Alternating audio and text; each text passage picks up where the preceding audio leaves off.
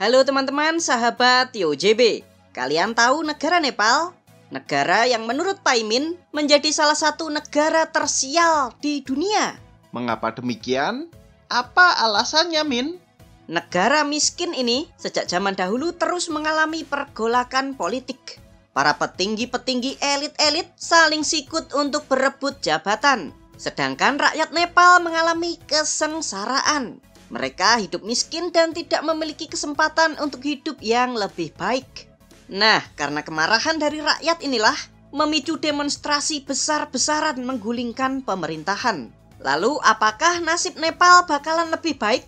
Yuk kita bahas di video ini ya teman-teman. Langsung saja markiber. Mari kita berangkat. Kembali lagi di channel TioJB. Channel yang mungkin bisa menambah wawasan dan informasi yang mungkin belum kalian ketahui. Dari bukti arkeologis di Pegunungan Sivalik, manusia telah menghuni Nepal sekitar tahun 3300 sebelum Masehi, yang diyakini berasal dari migrasi orang-orang dari lembah Indus. Pemerintahan awal dimulai ketika suku Sakya membentuk kerajaan atau negara yang dinamakan Sakya Ganaraja sekitar tahun 1000 sebelum Masehi hingga 500 sebelum Masehi. Pada masa inilah Siddhartha Gautama dilahirkan dan akhirnya beliau memunculkan agama Buddha. Sekitar tahun 350-375, Nepal sempat menjadi kerajaan bawahan dari Kekaisaran Gupta dari India. Lalu dilanjutkan dengan berbagai kerajaan hingga pada tahun 1201 berdiri dinasti yang paling hebat di negara Nepal, yaitu dinasti Malla. Di masa kekuasaan kerajaan inilah Nepal mencapai masa keemasannya teman-teman. Mulai tuh dibangun bangunan-bangunan yang sangat megah seperti istana kerajaan yang masih berdiri hingga saat ini. Nanti deh Paimin tunjukin di akhir video, oke? Pada tahun 1482 kerajaan Malla dibagi menjadi 3, yaitu kerajaan Bhaktapur, Kathmandu, dan Lalitpur. Selanjutnya pada abad ke-16 mulai bermunculan berbagai kerajaan-kerajaan kecil. Salah satunya adalah kerajaan Gurkha atau Gorkha yang berdiri pada tahun 1559. Tahukah kalian jika pada abad ke-18 jumlah kerajaan di wilayah Nepal ada 24? Nah, akhirnya kerajaan Gorkha mempunyai ide, yaitu menyatukan seluruh kerajaan-kerajaan tersebut. Lalu dimulailah kampanye penaklukan pada tahun 1743. Dan benar saja teman-teman, kerajaan Gorkha ini berhasil mengalahkan 23 kerajaan-kerajaan lainnya setelah 25 tahun bertempur tanpa henti. Setelah berhasil menyatukan seluruh kerajaan-kerajaan ini, kerajaan Gorkha merubah namanya menjadi Kerajaan Nepal. Selanjutnya bangsa Eropa yaitu Inggris mulai memperluas wilayahnya. Setelah mencaplok India, Inggris pun menyerang Nepal. Sehingga meletus tuh perang Inggris-Nepal pada tahun 1814 hingga 1816 dengan hasil kekalahan kerajaan Nepal. Nah, karena kekalahan inilah kerajaan Nepal dipaksa untuk menyerahkan sepertiga wilayahnya kepada Inggris. Meskipun telah menyerahkan wilayahnya, kerajaan Nepal tetap menjadi kerajaan yang berdaulat. Hingga pada tahun 1996, Partai Komunis Nepal melakukan pemberontakan yang ingin menggulingkan monarki. Akhirnya meletus Perang Saudara Nepal dari tahun 96 hingga Perjanjian Damai tahun 2006. Kerajaan Nepal akhirnya resmi dihapuskan pada tahun 2008. Negara Nepal pun berganti nama dari kerajaan menjadi republik dan bertahan hingga saat ini. Berikut 16 fakta negara Nepal. Tapi sebelum kita mulai, jangan lupa untuk subscribe channel TioJB dan tekan tombol lonceng agar tidak ketinggalan info menarik lainnya dari TioJB. Profil negara. Negara ini bernama lengkap Republik Demokratik Federal Nepal, dengan presiden sebagai kepala negara dibantu Perdana Menteri sebagai kepala pemerintahan. Negara ini memiliki ibu kota bernama Kota Kathmandu. Secara geografis, Nepal berada di benua Asia bagian selatan, serta menjadi negara yang terkurung oleh daratan. Negara Nepal berbatasan dengan negara India di sebelah selatan, barat, dan timur, serta dengan negara China di sebelah utara. Luas wilayah negara ini sebesar 147.516 km persegi dengan jumlah penduduk sebesar 31.122.387 jiwa. Untuk agama, sebagian besar penduduk Nepal memeluk agama Hindu, sedangkan untuk etnis, sebagian besar merupakan etnis Khasya. Lalu bahasa resmi yang digunakan di sini adalah bahasa Nepal, serta terdapat 123 bahasa daerah. Kalian mau tahu nggak bahasa Nepal itu kayak gimana? Yuk kita ambil kalimat. Halo teman-teman, nama saya Paimin, aku cinta kamu. Hello साथीहरू, मेरो नाम प्यामिङ हो, म तिमीलाई माया गर्छु. Indeks pembangunan manusia di negara Nepal menempati peringkat 146 dunia. Negara ini termasuk sebagai negara kurang berkembang dengan kelompok ekonomi berpenghasilan menengah ke bawah. Perekonomian negara Nepal bertumpu pada industri tekstil dan pakaian, produk pertanian terutama beras dan kacang-kacangan, produk dari goni, jasa pengiriman uang, serta pariwisata. Dengan ekspor terbesarnya ke negara India, Amerika, dan Turki. Lalu mata uang yang dipakai di negara ini bernama rupiah Nepal dengan kurs 1 rupiah setara dengan 120 rupiah. Kehidupan di Nepal. Negara ini merupakan negara yang penduduknya sangat beragam, multiras dan multietnis. Terdapat 125 kelompok etnis di negara ini, teman-teman. Tahukah kalian jika masyarakat di negara Nepal masih mempercayai hal-hal mistis? Bahkan mereka masih percaya adanya penyihir maupun tukang santet, terutama mereka yang hidupnya di daerah pedesaan. Masyarakat di negara Nepal secara barbar akan menghukum seseorang yang dianggap sebagai penyihir. Biasanya mereka bakalan dibakar hidup-hidup. Kasian banget ya teman-teman, di Konoha aja nggak sebegitunya. Sekarang kita lihat angka kemiskinan di negara Nepal. Menurut pemerintah, jumlah orang miskin di negara ini sebesar 20,27% dari total penduduk dengan perhitungan pendapatan di bawah Rp900.000. Sedangkan untuk gaji minimum atau UMR di negara Nepal sebesar Rp17.300 per bulan. Kalau dirupiahkan ya sekitar 2,1 juta rupiah. Miskin. Tahukah kalian jika Nepal memiliki infrastruktur jalan paling buruk di Asia? Hal ini disebabkan karena 80% dari total luas negara ini merupakan pegunungan, sehingga pembangunan jalan raya dan infrastruktur lainnya menjadi sangat sulit, serta biayanya itu loh sangat-sangat mahal. Kalian bayangkan ya, jalan yang beraspal di negara Nepal sepanjang 11.890 km, sedangkan jalan yang belum diaspal sepanjang 16.100 km. Wow. Tuh, jalannya masih banyak yang belum beraspal teman-teman. Makanya kalian bisa dengan mudah melihat banyak orang Nepal itu masih memakai keledai atau naik kuda. Nepal juga masih dikategorikan sebagai salah satu negara termiskin di dunia. Hal ini bisa kita lihat dalam PDB per kapita atau pendapatan rata-rata masyarakat setiap tahunnya di suatu negara.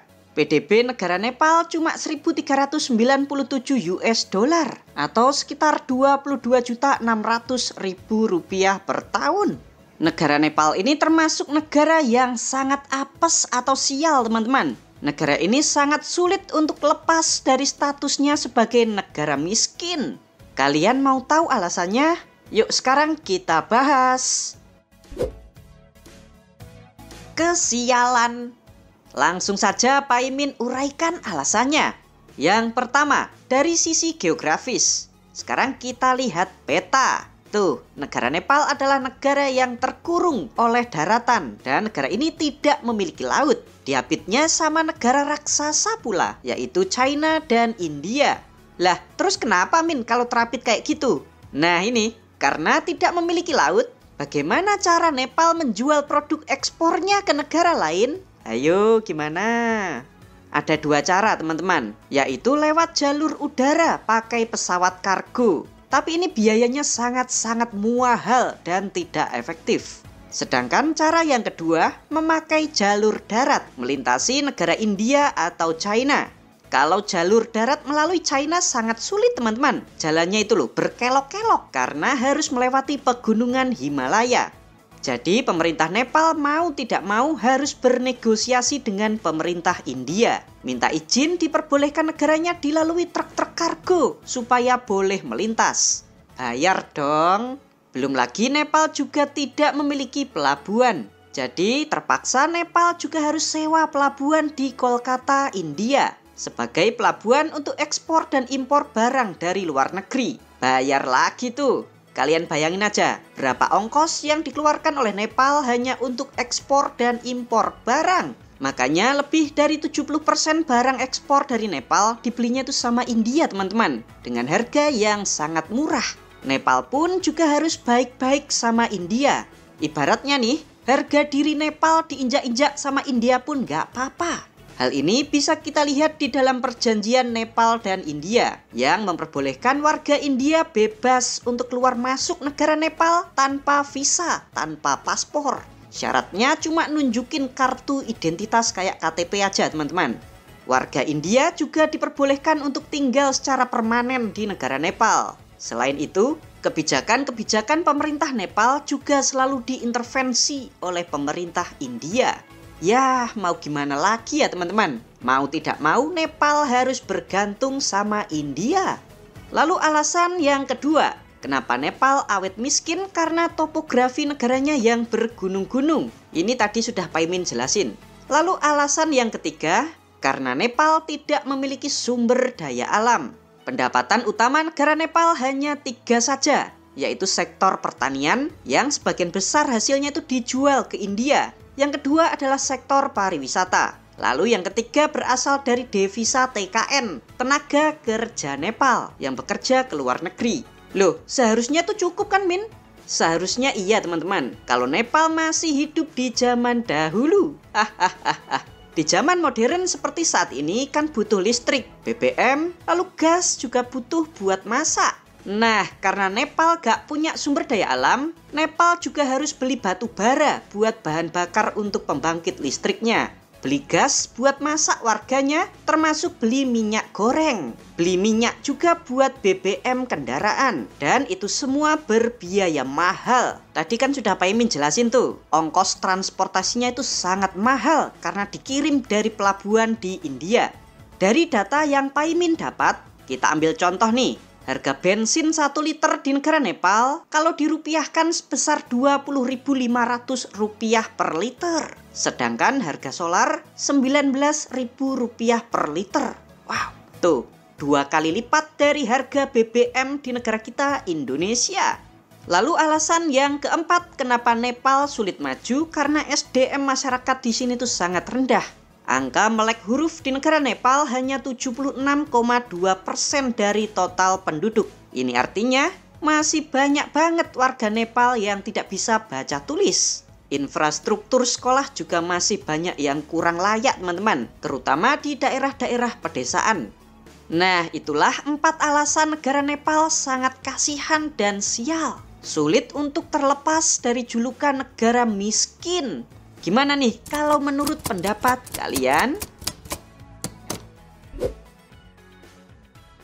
Sang Buddha. Tahukah kalian teman-teman jika negara Nepal merupakan tempat kelahiran Siddhartha Gautama, tokoh pendiri agama Buddha. Terletak di kota Lumbini, inilah tempat kelahiran Siddhartha Gautama.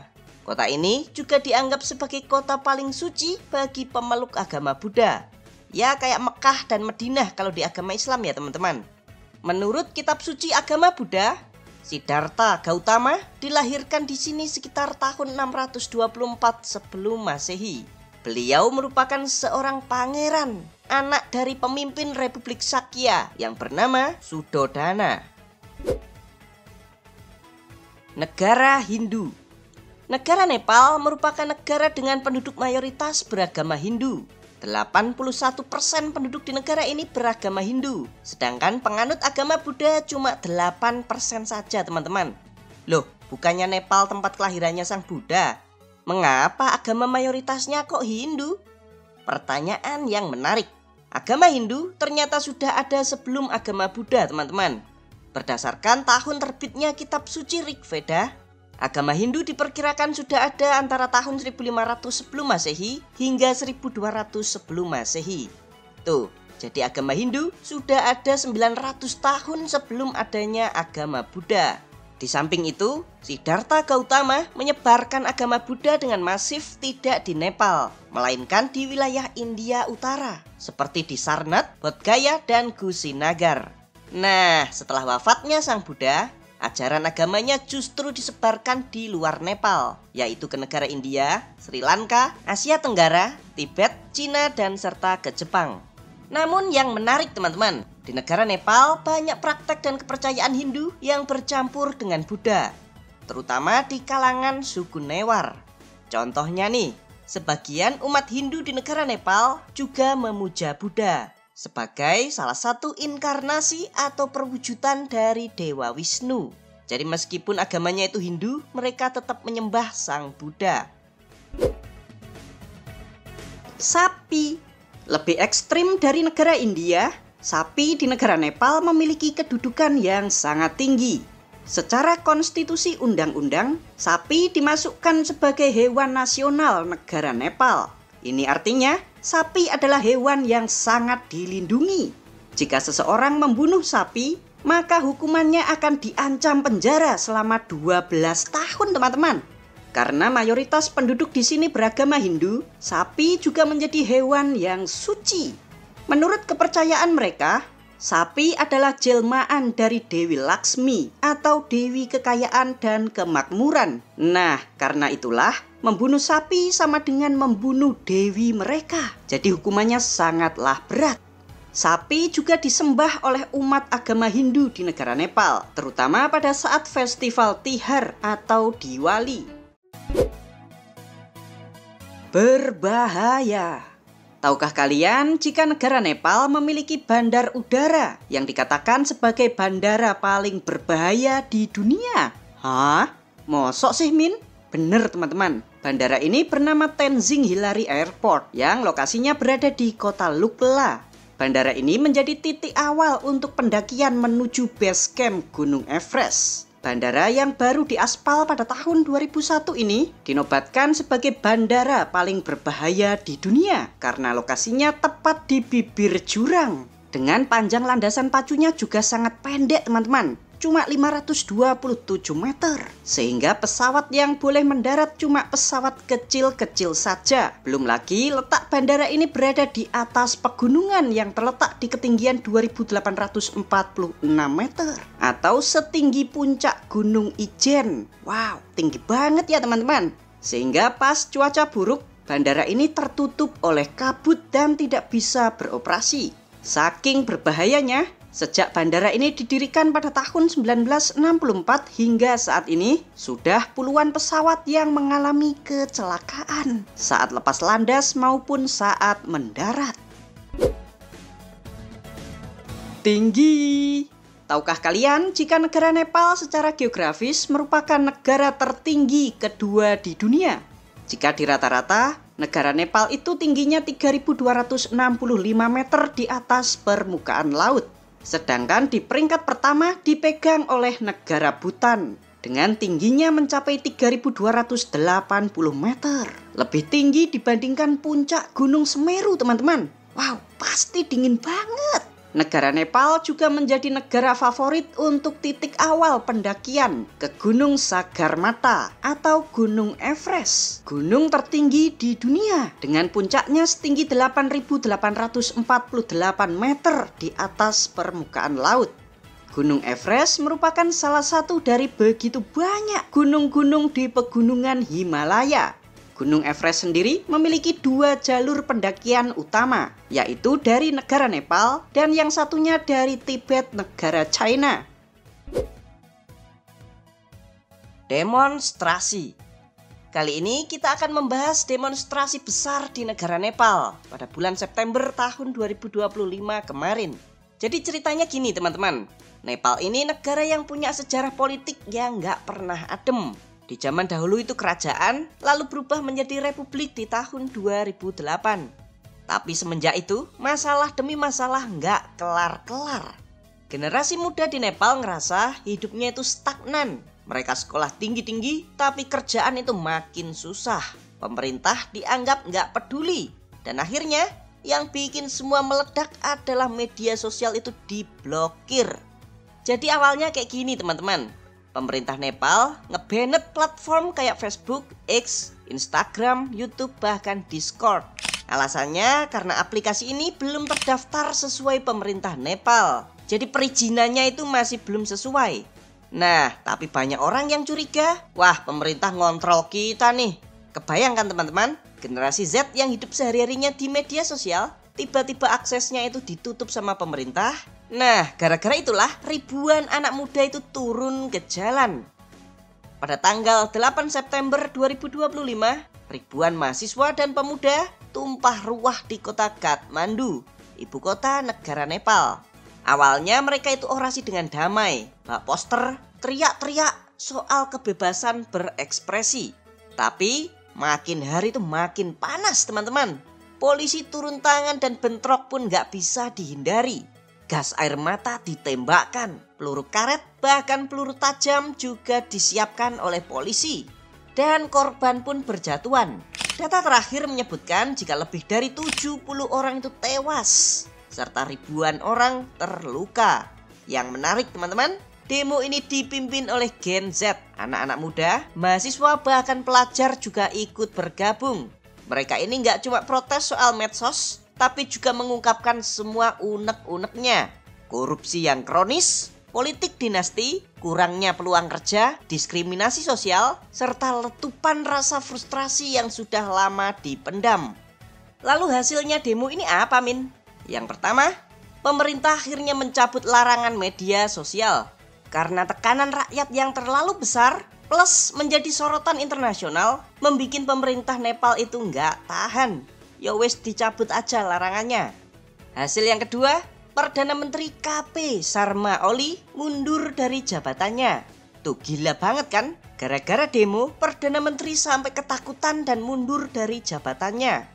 Lalu hasil demo yang ketiga, pemerintahan sementara itu dibentuk, dipimpin oleh Susila Karki. Ini yang menarik teman-teman. Beliau ini berjanji akan menjadi pemimpin sementara dan akan mengadakan pemilu pada bulan Maret tahun 2026. Ini artinya demo Gen Z benar-benar menjadi awal sejarah politik baru dari negara Nepal. Korupsi. Berdasarkan Indeks Persepsi Korupsi 2025, peringkat 1 itu negara terbersih dari korupsi, serta peringkat 180 adalah negara terkorup di dunia.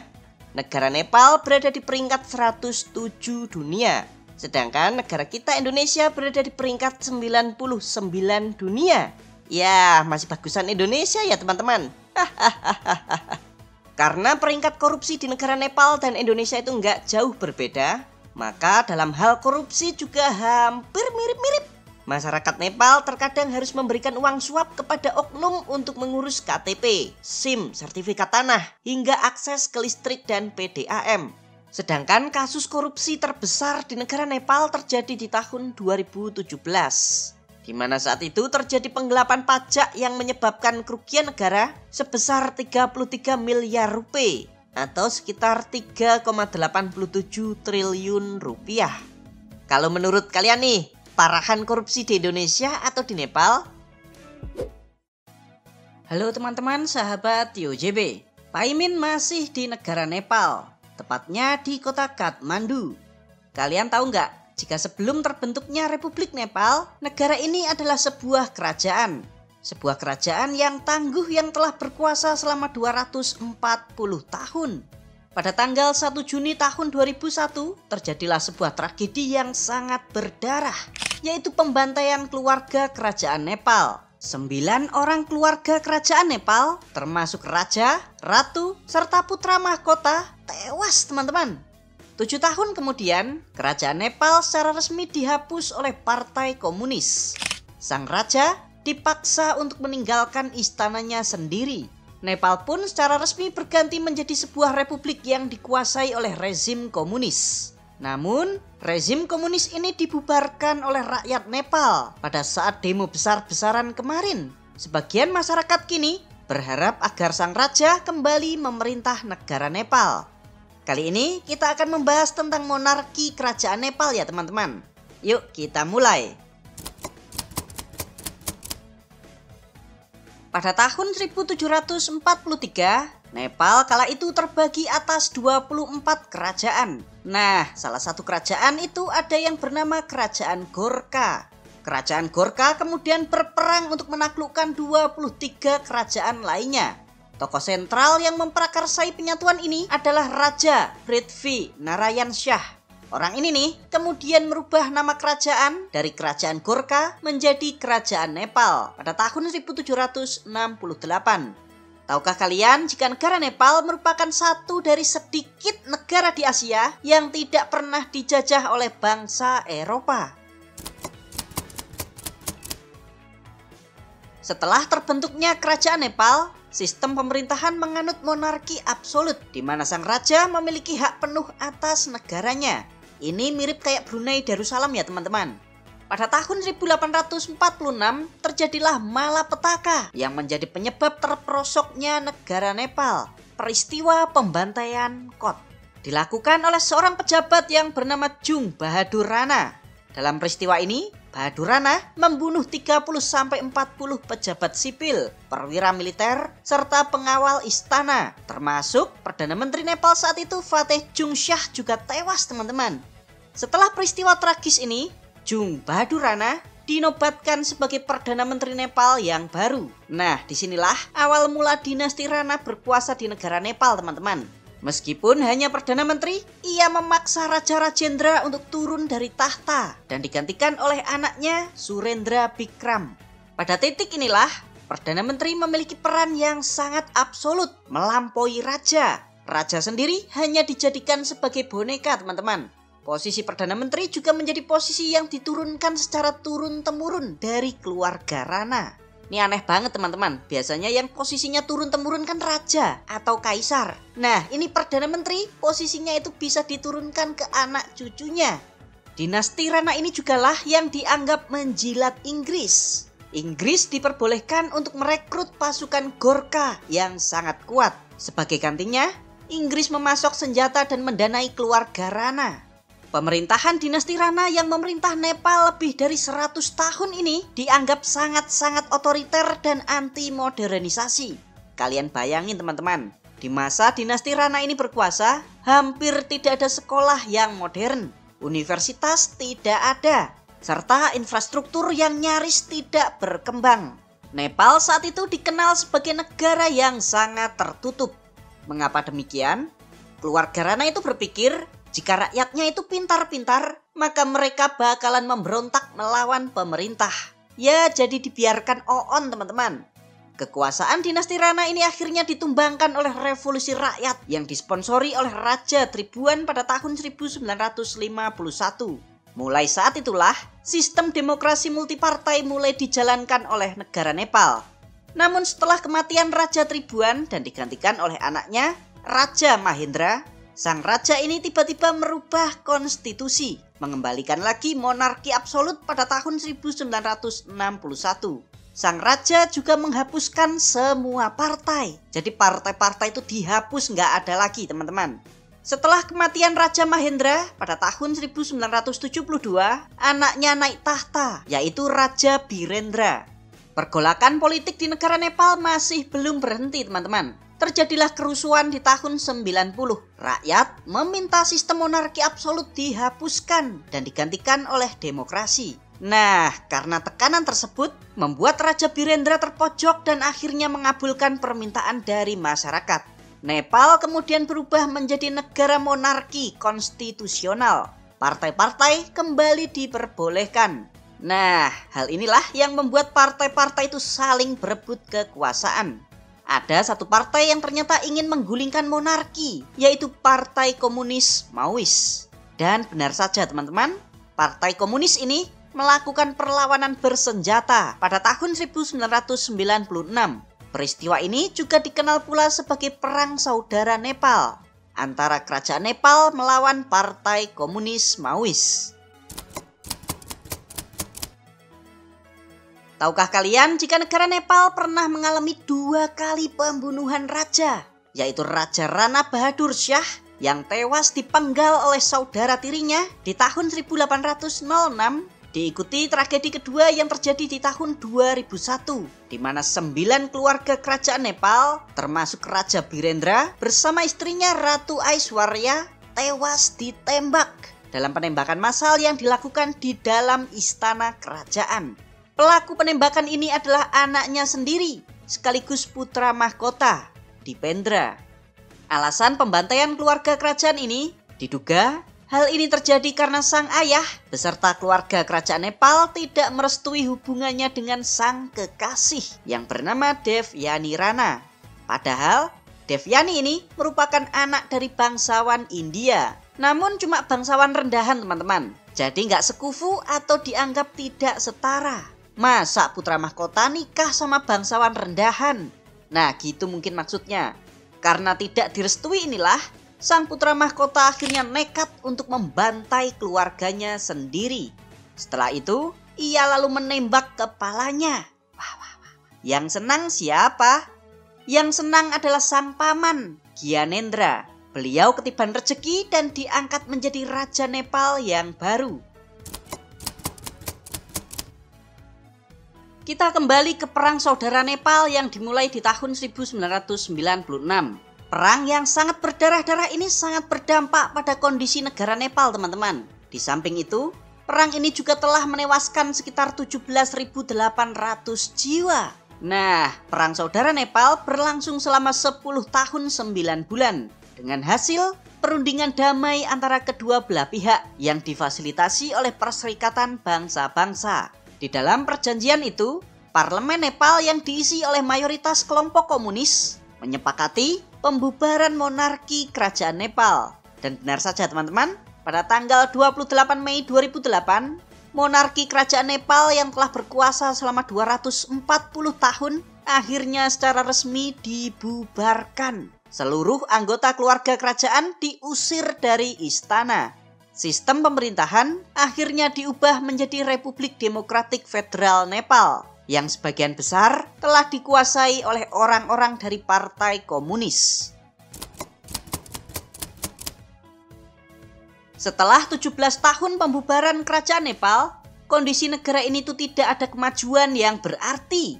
Infrastruktur jalan di Nepal masih buruk, banyak jalan-jalan yang tidak beraspal. Kondisi sekolah-sekolah juga masih banyak yang reot. Sistem kesehatan juga ala kadarnya. Serta korupsi yang semakin merajalela.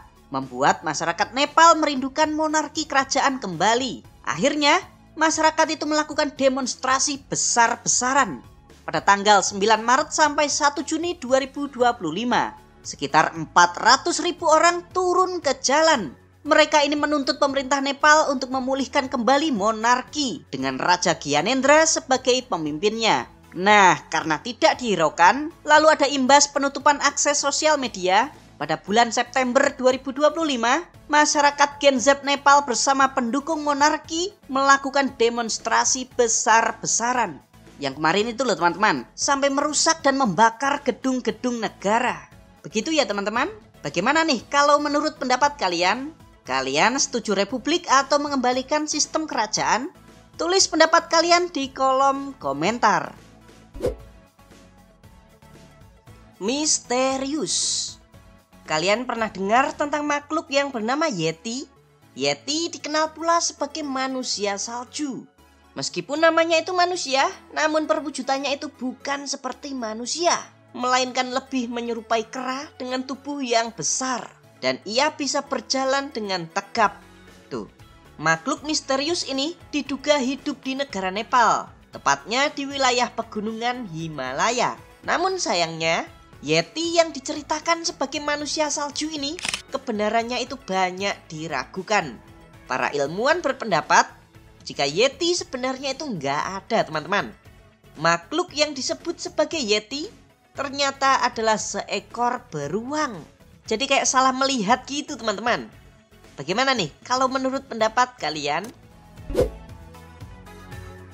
Kumari-kumari.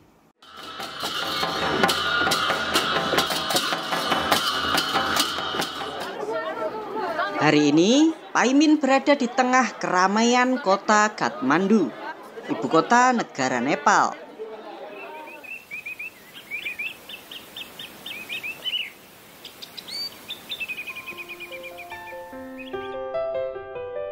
Negara ini sangat kental dengan nuansa bangunan-bangunan keagamaan agama Hindu dan Buddha. Hal ini tidak mengherankan karena negara Nepal lebih dari 81% penduduknya memeluk agama Hindu, serta 8% memeluk agama Buddha.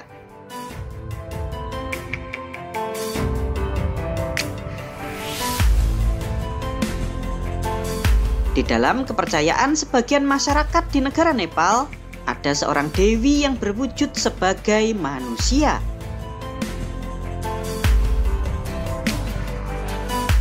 Inilah Kumari Devi, julukan yang diberikan kepada gadis kecil yang dipercaya oleh sebagian umat agama Hindu dan Buddha di negara Nepal sebagai jelmaan dari Dewi Taleju atau Dewi Durga. Kumari disembah dan dipuja oleh para pemeluk agama Hindu dan Buddha di negara Nepal, terutama mereka yang berasal dari suku Newar. Tradisi pemujaan Kumari ini hanya diikuti di beberapa kota saja, yaitu di kota Kathmandu, Lalitpur, serta Bungamati. Nah, ketiga kota ini memiliki kumarinya sendiri-sendiri. Landasan mereka menyembah anak kecil yang dianggap sebagai titisan Dewi Durga ini mengacu pada teks kitab Dewi Mahatmyam yang tertulis, Dewi Durga menyatakan bahwa dirinya bersemayam di dalam semua makhluk hidup yang berkelamin perempuan.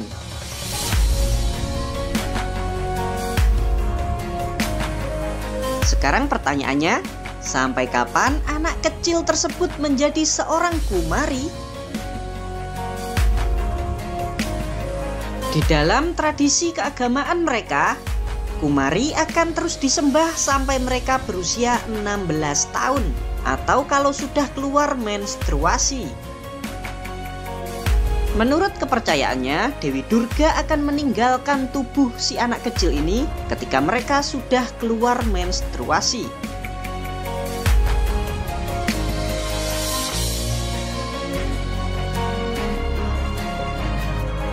Tradisi menyembah anak kecil yang disebut sebagai kumari ini ternyata sudah ada sejak abad ke-12 Masehi.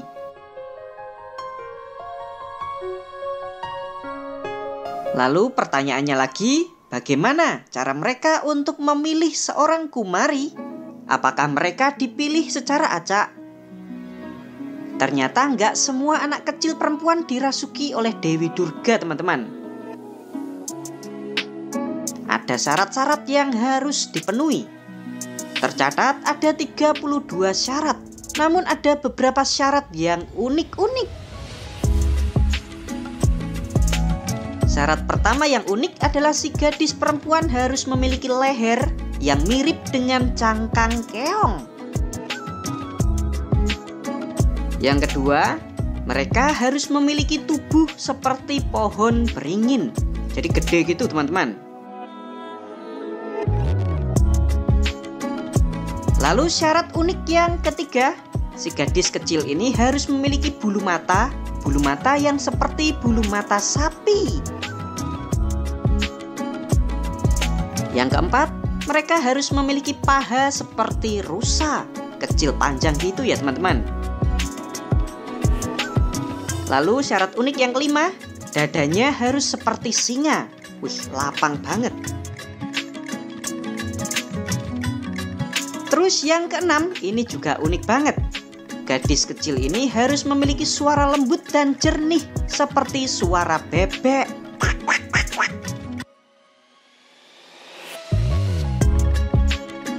Itu teman-teman, salah satu syarat-syarat yang unik. Jika ada gadis yang sesuai dengan syarat-syarat tersebut, maka ia akan dibawa menuju kuil dan menjalani kehidupannya di sana. Seorang anak yang terpilih menjadi kumari, mereka tidak diperbolehkan kakinya menyentuh tanah secara langsung. Makanya mereka biasanya digendong atau ditandu kalau pas ada perayaan keagamaan di luar kuil.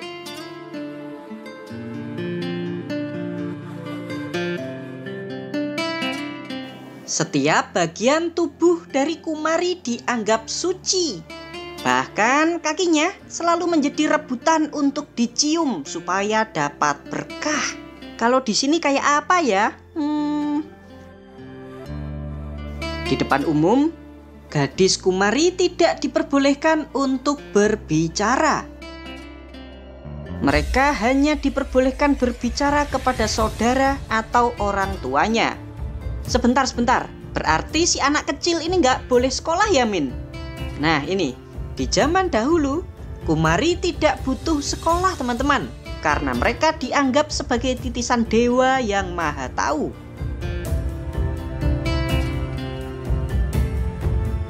Namun saat ini, karena sudah era modern, gadis Kumari ini diperbolehkan untuk bersekolah. Bahkan sudah dapat memanggil guru les privat. Coba kalian bayangin, kalau jadi teman-temannya, sekelas sama seorang dewi.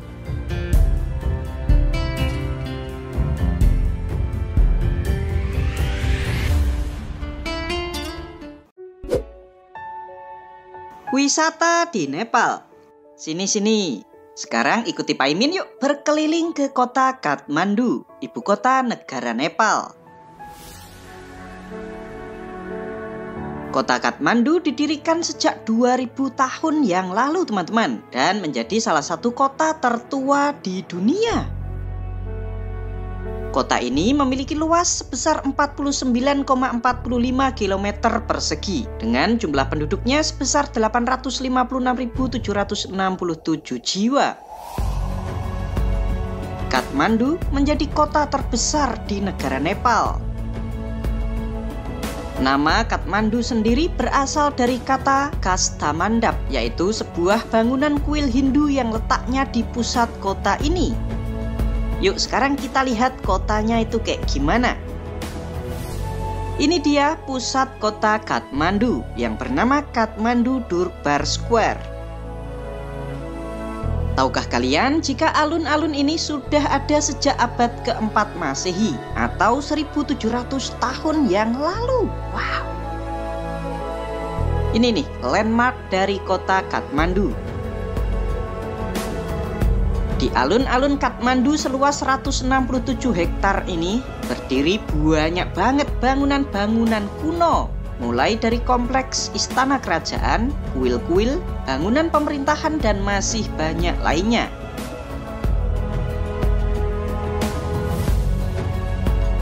Keren banget ya teman-teman. Karena banyaknya situs-situs bersejarah di sini, maka alun-alun kota Kathmandu ini dimasukkan ke dalam situs warisan dunia UNESCO. Kalian wajib mampir nih kalau sedang traveling ke negara Nepal.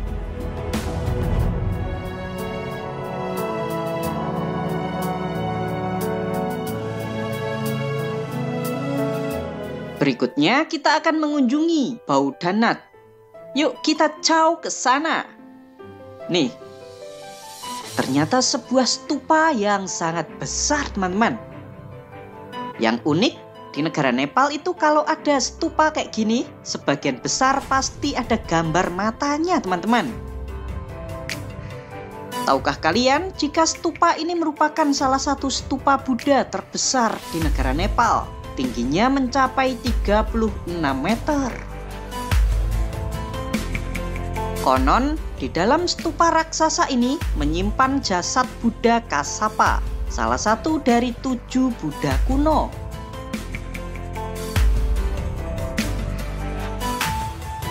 Di sebelah stupa berjejer tuh toko-toko klasik bergaya Nepal. Arsitekturnya itu loh keren banget teman-teman. Next, kita akan naik gunung untuk melihat Swayambhunath. Ini dia pintu masuknya. Kita nanti naik tangga ke atas itu, teman-teman. Nih, kompleks keagamaan Buddha ini didirikan pada abad ke-5 Masehi dan merupakan salah satu situs keagamaan tertua di negara Nepal.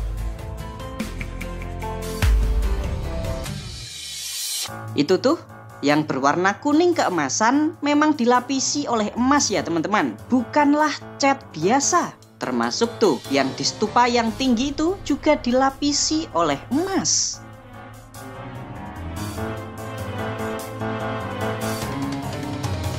Selanjutnya kita akan mampir ke kuil Pasupatinath, sebuah kuil atau candi agama Hindu tertua di kota Kathmandu dan dianggap sebagai kuil paling suci bagi umat agama Hindu Nepal. Nih, lokasinya persis di pinggir Sungai Bagmati, sungai suci di negara Nepal. Umat agama Hindu di negara Nepal kalau meninggal dunia dikremasinya itu di sini, teman-teman. Kuil yang dianggap sebagai tempat tinggal Dewa Siwa ini dibangun sekitar tahun 400 Masehi atau sekitar abad ke-5. Yang menarik, umat Buddha terutama yang beraliran Tantrayana juga menganggap tempat ini sebagai bangunan suci yang wajib diziarahi.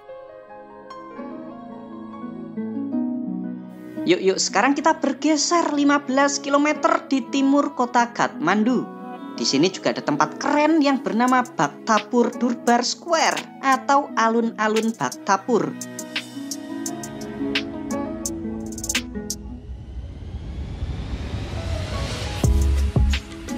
Tempat ini nih, di zaman dahulu merupakan kompleks istana kerajaan, tempat tinggal raja-raja. Mulai dari dinasti Malla sampai dinasti Bhaktapur Nepal dari abad ke-14 sampai 18 Masehi. Keren banget ya teman-teman, dengan arsitekturnya itu loh, khas Nepal. Kompleks istana ini juga wajib kalian kunjungi kalau sedang traveling ke negara Nepal. Sekarang kita berpindah ke kota Patan atau Lalitpur. Jaraknya itu hanya 6 km saja di selatan kota Kathmandu. Di tempat ini kalian bisa mampir ke Patan Durbar Square atau alun-alun kota Patan. Tempat ini juga merupakan kompleks istana kerajaan dari dinasti Malla yang dibangun pada tahun 1637. Tuh, tempat ini sama-sama kerennya.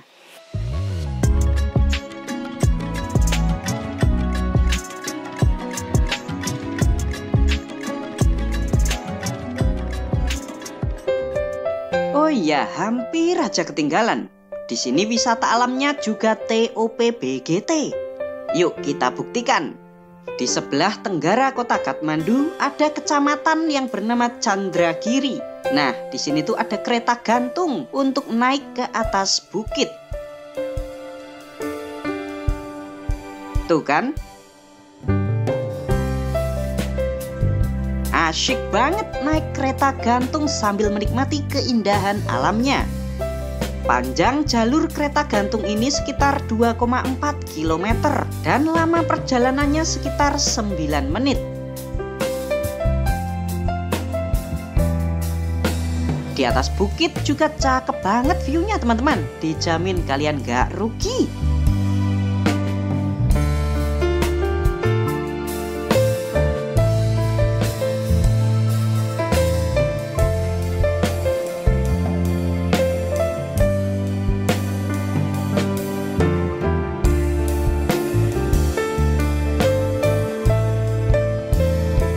Di pusat ibu kota Kathmandu, kalian juga bisa mengeksplorasi kotanya yang sangat-sangat eksotis.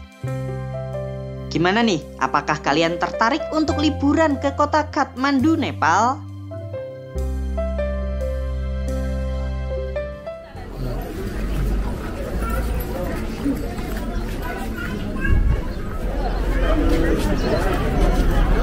Halo teman-teman, sahabat TOJB.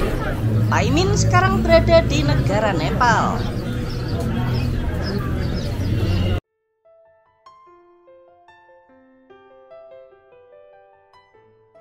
Kali ini ikuti Pak Imin yuk jalan-jalan ke kota Pokhara.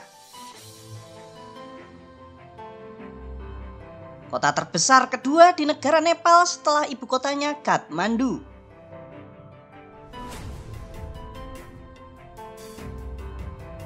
Kota ini ditetapkan sebagai ibu kota pariwisata di tahun 2024 yang lalu.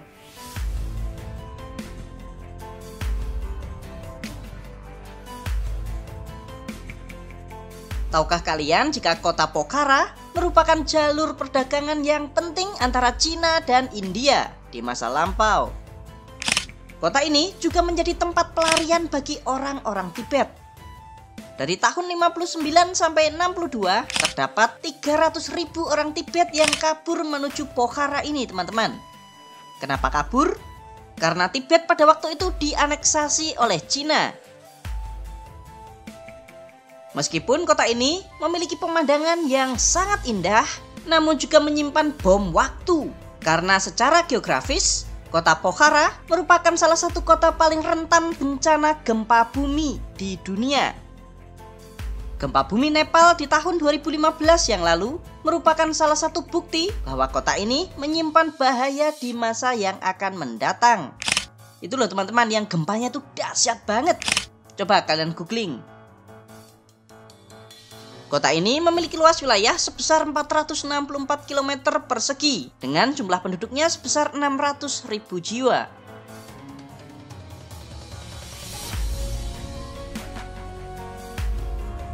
Yuk sekarang sini yuk, ikuti Paimin jalan-jalan keliling kota Pokhara.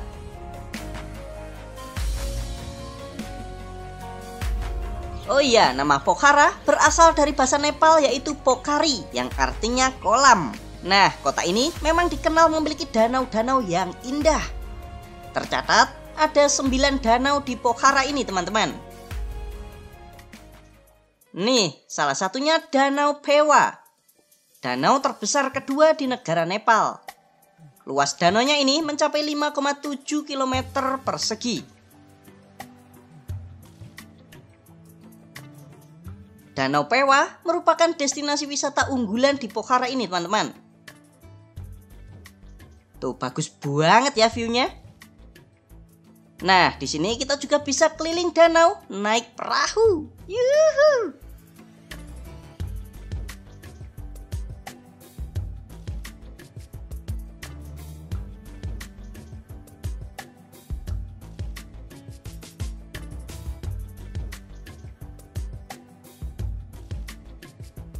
Di tengah-tengah Danau Phewa terdapat sebuah pulau kecil, teman-teman. Pulau ini digunakan sebagai kuil agama Hindu yang bernama Kuil Tal Barahi.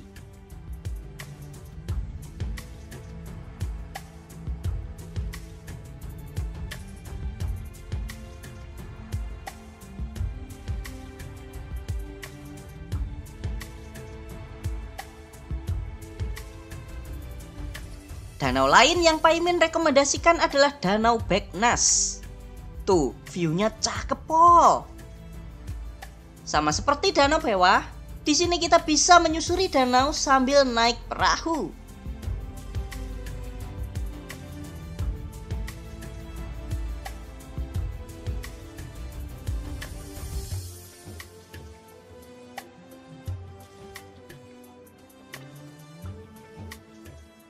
Berikutnya kita akan mengunjungi Stupa Santi yang letaknya di atas bukit setinggi 1.100 meter.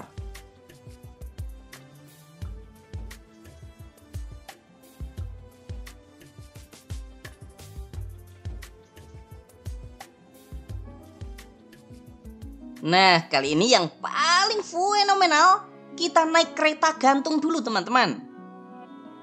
Kereta gantung ini bernama Annapura, memiliki panjang 2,3 km.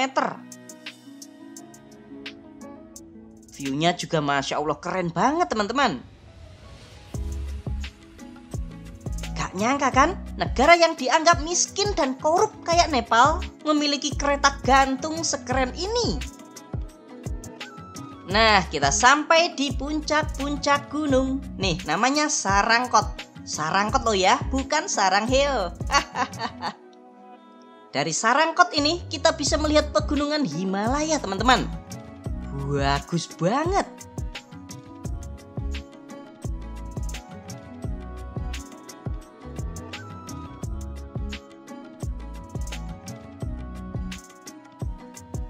Berikutnya kita akan mengunjungi kuil Vindhyabasini, kuil agama Hindu tertua di kota Pokhara.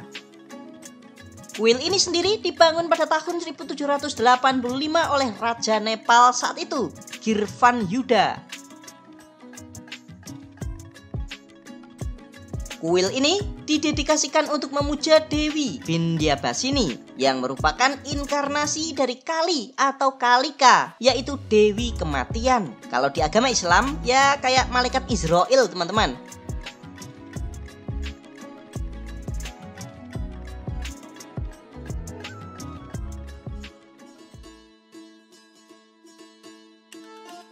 Next, kita akan melihat Goa Gupteshwar Mahadev.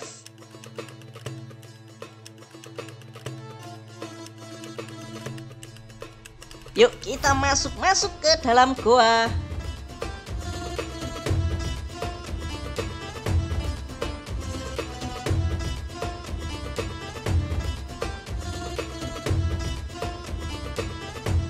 Wow, sangat menantang, teman-teman.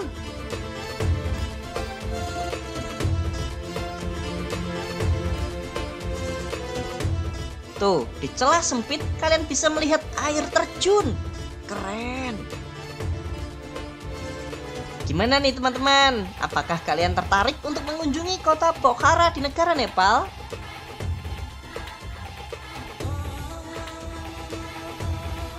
Untuk tiket pesawatnya pulang pergi Jakarta, Kathmandu, Nepal sekitar 5,5 juta rupiah per orang. Hal unik di Nepal. Tahukah kalian jika bahasa Sanskerta menjadi mata pelajaran wajib yang diajarkan di sekolah-sekolah di negara Nepal? Tidak seperti bendera segi empat pada umumnya, Nepal adalah satu-satunya negara di dunia ini yang bendera negaranya itu terdiri dari dua segitiga. Segitiga di bagian atas bergambar bulan, sedangkan segitiga di bawah bergambarkan matahari, yang melambangkan dua agama besar di negara Nepal, yaitu agama Hindu dan Buddha. Patut kalian ketahui jika voli adalah olahraga yang paling populer di negara Nepal. Tahukah kalian jika negara Nepal merupakan rumah bagi unicorn? Bukan kuda terbang ya teman-teman, melainkan badak bercula satu atau badak India. Hewan yang terancam punah ini hanya bisa kalian temui di negara Nepal dan India. Hewan ini di dunia hanya tersisa 4.000-an ekor. Kalian tahu jika di negara Nepal ada yang namanya tradisi poliandri. Jadi wanita bisa menikah dengan lebih dari satu pria. Terima kasih teman-teman sudah nonton sampai selesai. Bagi kalian yang mau membantu dan mendukung channel Tio JB, kalian bisa kirim melalui super chat, super thanks, atau berlangganan secara eksklusif. Jangan lupa ya untuk subscribe channel Tio JB dan tekan tombol loncengnya agar kalian tidak ketinggalan video-video menarik dari kita. Silakan nih kalau ada request, kritik, saran, kirim salam, atau apapun itu kalian bisa sampaikan di kolom komentar. Sampai jumpa lagi dan